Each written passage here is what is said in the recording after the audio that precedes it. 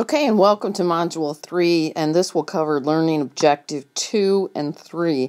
Basically, what we're going to do is to take a look at the differences between an absolute and comparative advantage, and then work another problem that has to do with the production possibilities frontier. Let's go ahead and advance the slides here. And this is a new tool that I'm trying to use to see how it will work, and that is basically using a video instead of the traditional PowerPoints that you've seen me voice over.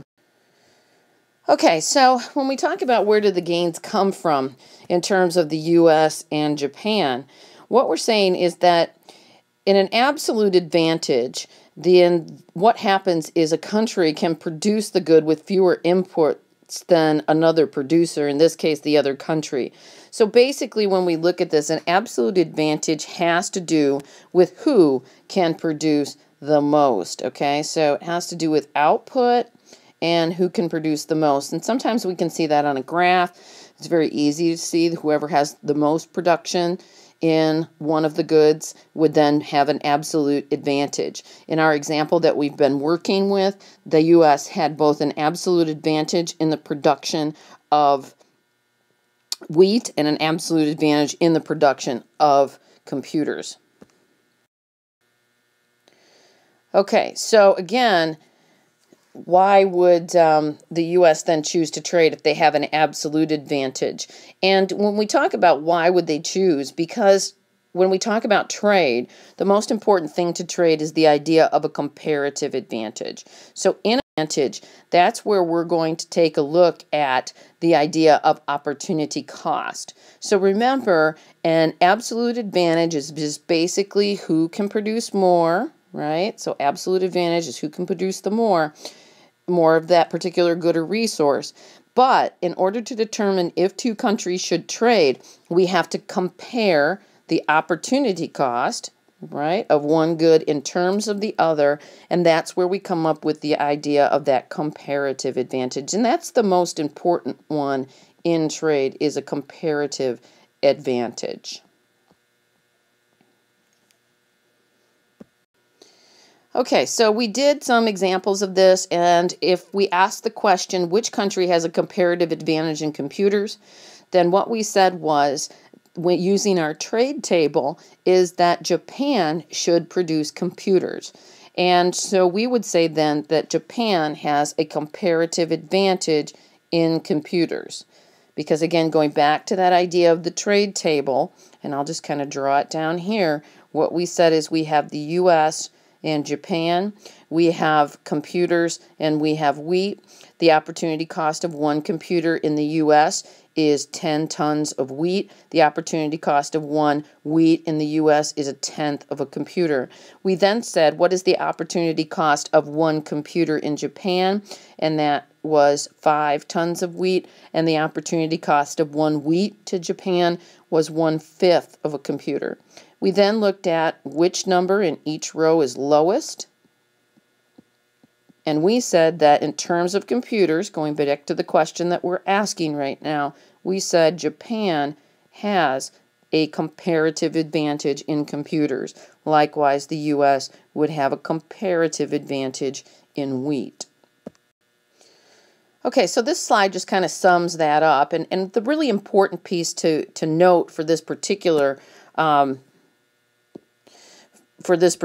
question or this particular slide is an absolute advantage is not necessary for a comparative advantage, because remember, the U.S. had an absolute advantage in computers, but Japan actually has a comparative advantage in computers because we have to compare the opportunity costs.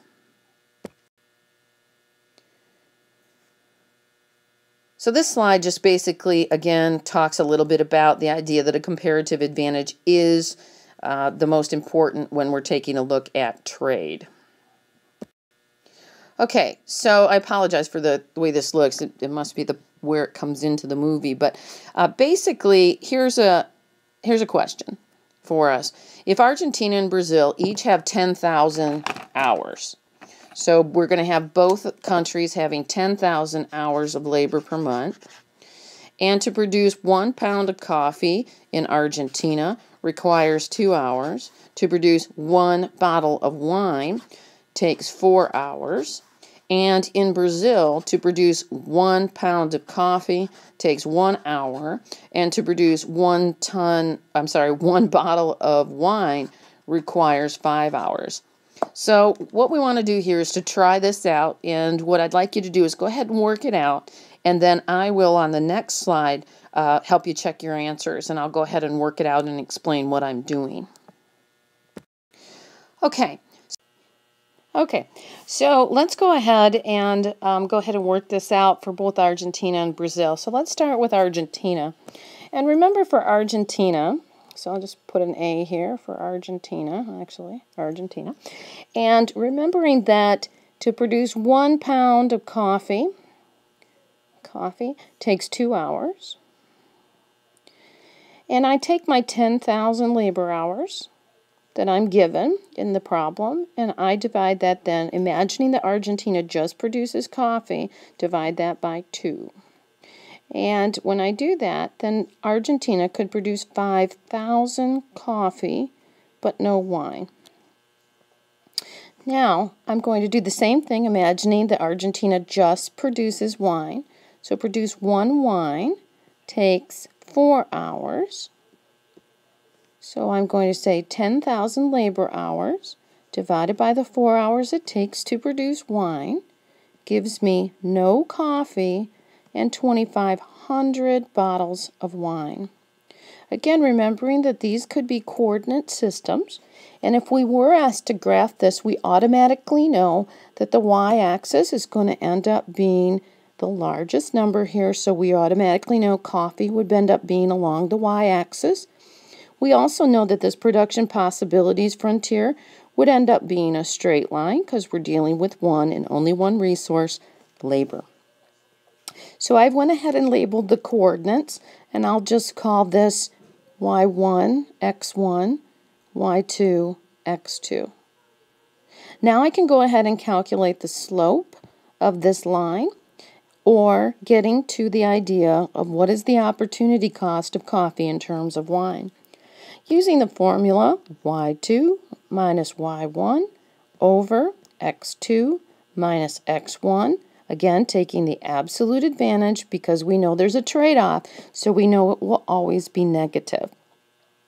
I can go ahead and plug my numbers into my formula, and when I do that I get 5,000 minus 0 coffee over 0 minus 2,500 wine.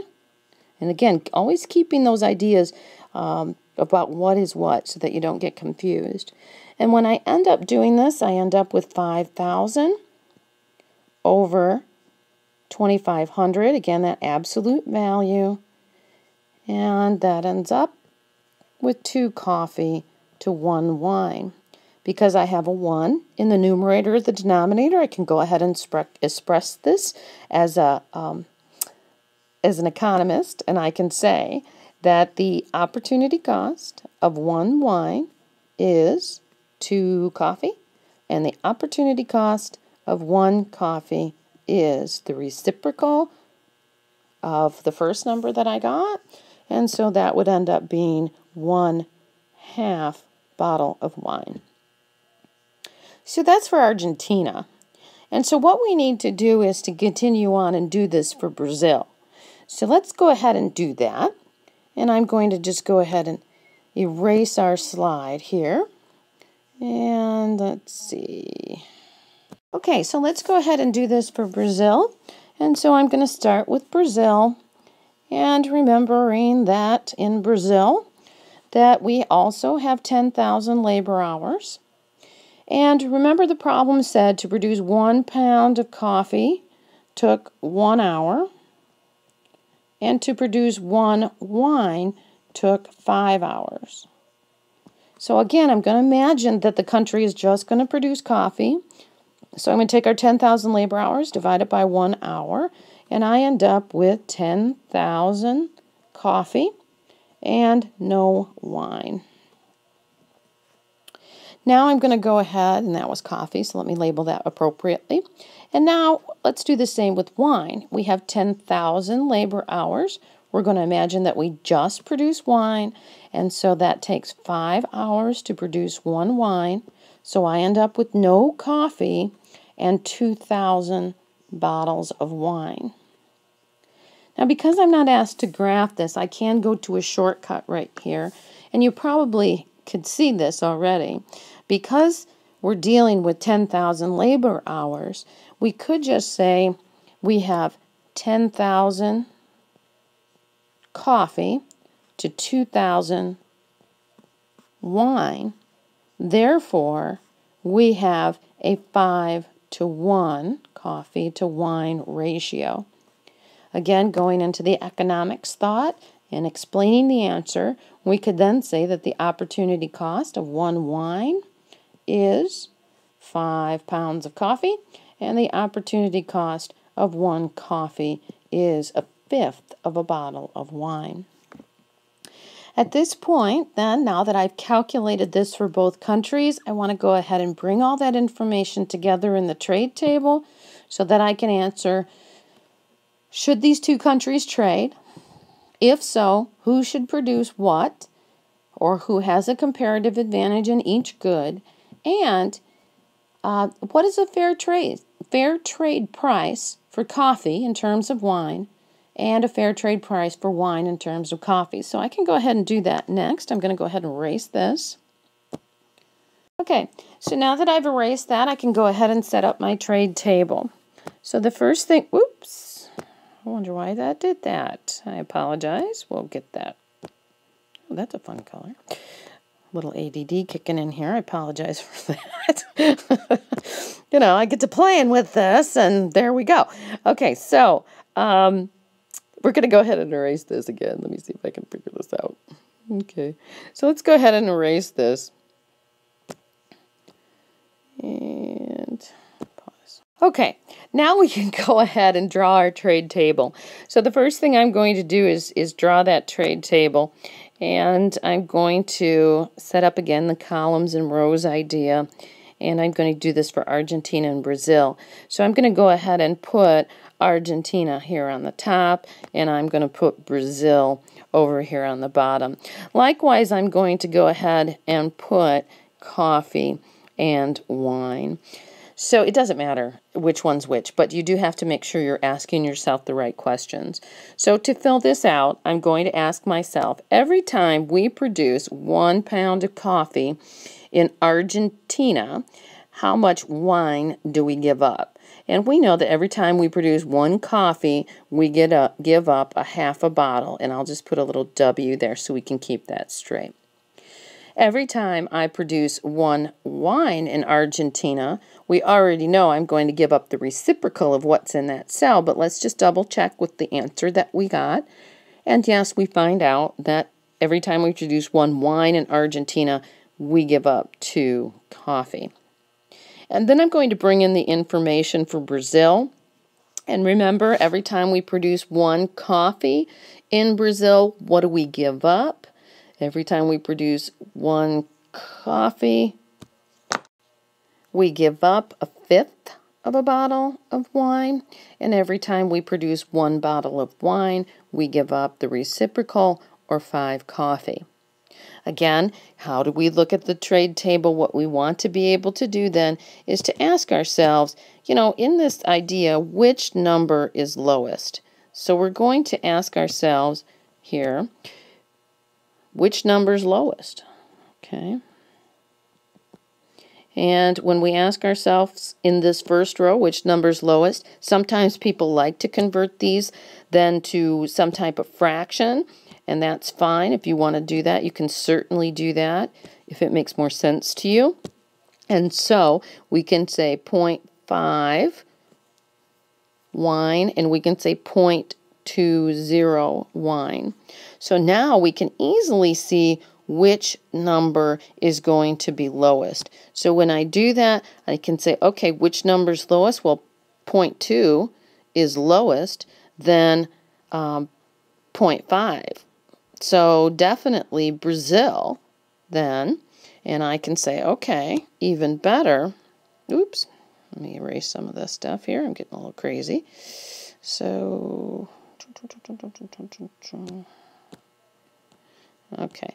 So if I then say, okay, so that must mean to me then that Brazil, okay, because they have the comparative advantage, Brazil is going to produce coffee, and again, kind of because this moves upward here.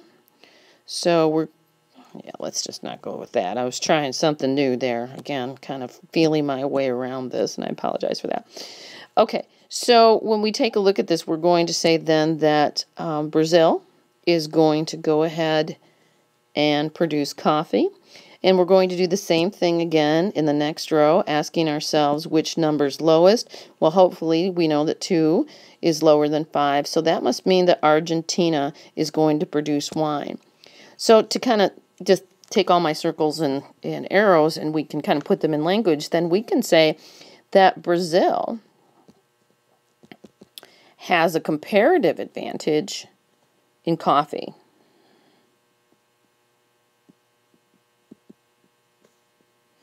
Okay, and why? Because when we compared the opportunity cost of coffee was lower for Brazil.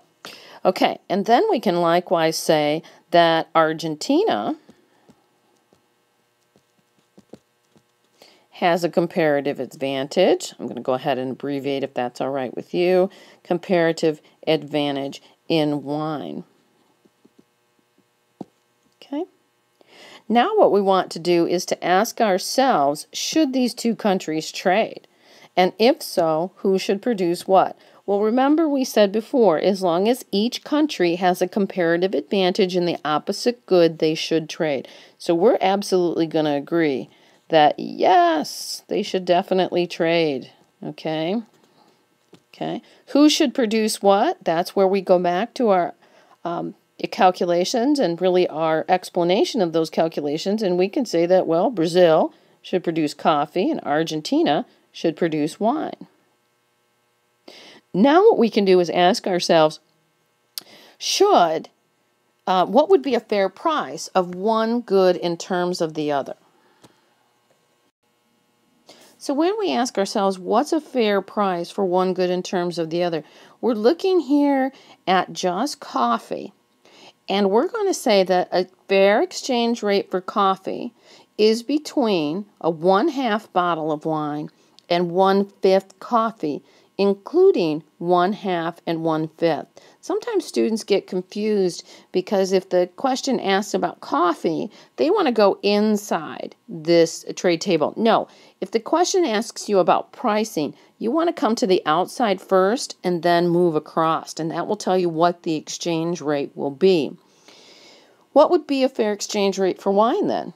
Well, again, we go to the wine row and we say, well, every time that Argentina exports coffee, it would expect, Argentina exports wine, it would want to get, and it would be fair to get, between 2 coffee and 5 coffee. So all of these things we can find out by the trade table. And so I like to use it. If it makes more sense to you not to use it, that's fine, just as long as you get it overall. Okay, so the one thing I didn't answer, which I probably should have, but if you go back and look at the math, you can certainly take a look at that. Remember that Brazil, because it only took them 1 hour to produce coffee, they could have produced 10,000 coffee. Whereas Argentina, because it took them longer, with the amount of resources, so it took them twice as many resources, so they could only produce 5,000. So that's why we know then that Brazil is so much more efficient in terms of the resources that it takes than Argentina was. So that's why we can say that Brazil has an absolute advantage in coffee. Argentina, as we worked out, does have a comparative advantage in wine, and again, we looked at that throughout these slides. Okay, so we make a lot of assumptions, and the primary assumption that we make in these models is that moving one unit of labor from one good to the other doesn't make a difference in terms of productivity. And we know that to be untrue. If you go from the accounting department to the marketing department, yes, you're familiar with the particular business, but you're going to have a lot of trouble getting up to speed with those that have already worked in the marketing department. So that's a bad assumption, but it makes it easy for us to understand. Also remember that we haven't talked about the idea of demand at all, and technology, and do we actually have those factors of production from which to get. And that's why you see a lot of countries that will allow individuals to come into their borders because they are looking for additional, in this case, resources of labor, which will allow that production possibilities frontier to go ahead and shift itself outward. So again, kind of lots of assumptions behind these models, but we need to start somewhere. Okay, so here's our summarization of this particular lesson. And again, as always, if you have any questions whatsoever, please contact me and we can talk this over. Remember, this is a difficult chapter for some, and so if you need some additional help, please let me know. Thank you for your time, attention, and have a good day.